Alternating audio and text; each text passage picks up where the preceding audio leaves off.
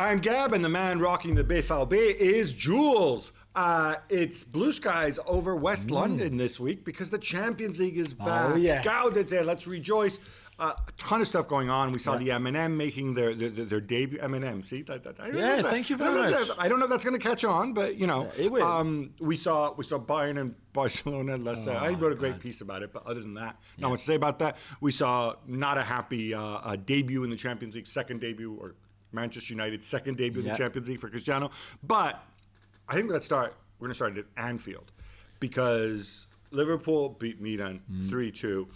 And it was one of those games that, to me, showed that you can be, one of the reasons football's fun to some, you can be completely dominant and lose the game, or, as happened here, be completely dominant and go in 2-1 at halftime and wonder, what just happened? So much in control, Liverpool, opening the scoring, of course, early, having a penalty that then Mo Salah missed.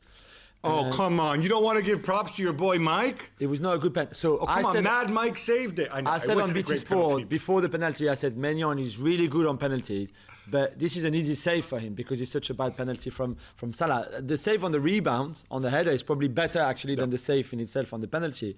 And Liverpool completely controlling this game, and then they switched off a little bit. Trent is caught slightly off position on that right-hand side, and Milan scored 2 goals, almost back-to-back, but well-worked goals. It's not just you hoof the ball and you get a bit lucky and a deflection. And then you think, okay, game on, although you knew the second half would be much harder than for Milan, and it was too hard. I think Liverpool right now are in a really, really good place. Yeah, and we said that after the game of the weekend. They were super impressive against Leeds. Yeah. And, you know, it's funny the way managers think, because a lot of times you think, you know, I want to kind of bottle that lightning. I want to keep that continuity going as much as I can, right? Mm-hmm. It's your Champions League debut. It's, you know, you're playing Milan, not a bad team.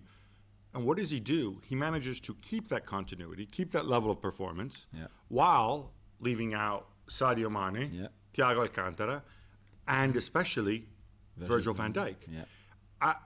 When I saw that really, really surprised me. I mean, he's proven right. Credit to him. He knows his players.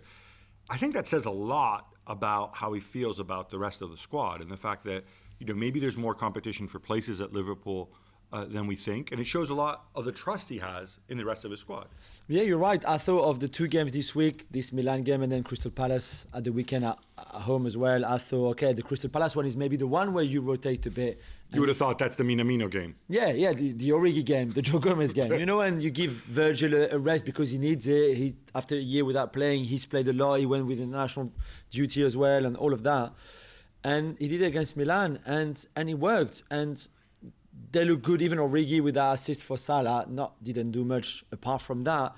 But clearly, collectively, they're back to that strength of, even if you don't have your top players, the rest can still do a good job because the team is so strong collectively. And I just thought they were impressive. They could have scored more goals. Maybe could have considered another one. But I just thought it was a very convincing performance. And maybe this is what Milan wants to get to. This is, I think for Milan, it was not a game that they would have much regrets on, despite leading at some point at half-time. But thinking like, okay, we're not too far. We're still far, but not too far. And let's continue the thing we've been doing because we're on the right path, clearly. Yeah, well, I mean, first of all, making those changes to me, that speaks to me of a manager, a fitness staff who really know their players, really can make the right decisions, and a manager with a ton of personality in Klopp.